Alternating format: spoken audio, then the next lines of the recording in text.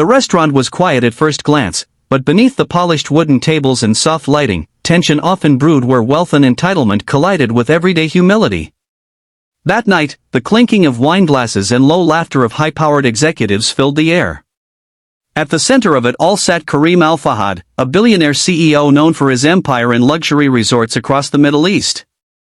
His presence commanded attention, his voice carried like a storm, and his arrogance was as sharp as his tailored suit.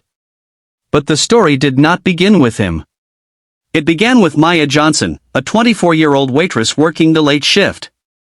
Maya had been at the restaurant for nearly 2 years, balancing her job with night classes in linguistics. She was hard-working, soft-spoken, and often overlooked, just another young woman trying to make ends meet.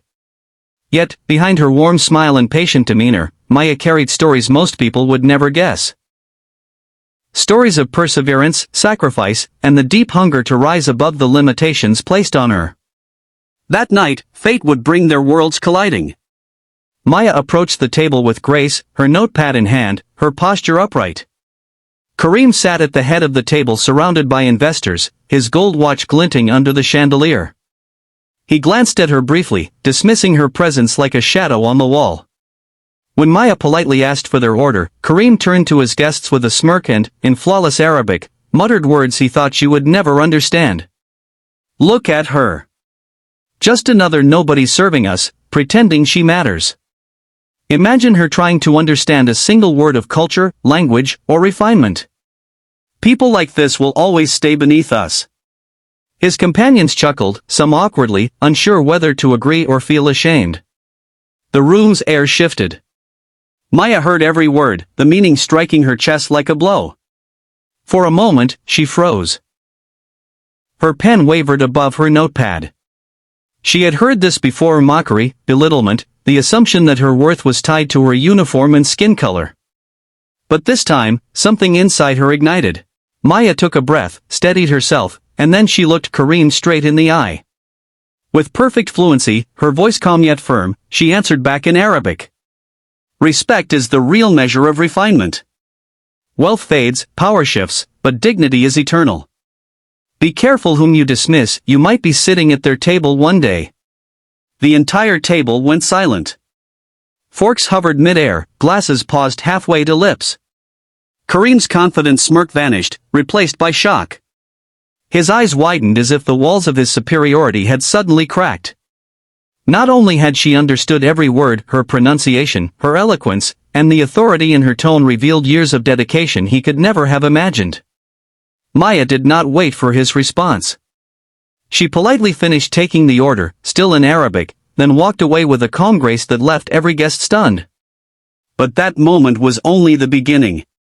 Behind her courage lay years of struggle. Maya's father had been an immigrant from Sudan who dreamed of building a better life in America. He taught her Arabic as a child, insisting she carry their roots no matter where she went. After he passed away, Maya clung to that language as a piece of him, studying it deeper while the world around her underestimated her. People assumed she was uneducated, but in reality, she spoke 4 languages and was working on her master's degree. Every insult she endured at her job only strengthened her resolve. Kareem, on the other hand, had lived his life in a bubble of privilege. He was born into wealth, raised in palaces, and accustomed to people bowing at his feet. He had never been challenged, never been confronted with the raw truth that money could not buy wisdom or compassion. Maya's words pierced him because they exposed something he had always avoided: his lack of humility. Later that evening, Kareem asked to see the manager. The staff feared the worst, assuming Maya would be punished for offending a billionaire. But when Maya was called to the table, Kareem stood before everyone and said something no one expected. "Forgive me. I spoke without respect. You reminded me tonight that true worth is not in what we own, but in how we treat others. Thank you for teaching me." It wasn't perfect redemption, but it was a beginning. His investors saw a side of him they had never witnessed before: humility. Some even applauded Maya for her courage, while others took quiet lessons back into their own lives. That single moment rippled far beyond the walls of the restaurant. Maya's story spread across the city. People spoke of the young waitress who had silenced a billionaire in his own language. She became a symbol of dignity, of standing tall even when the world tried to shrink you.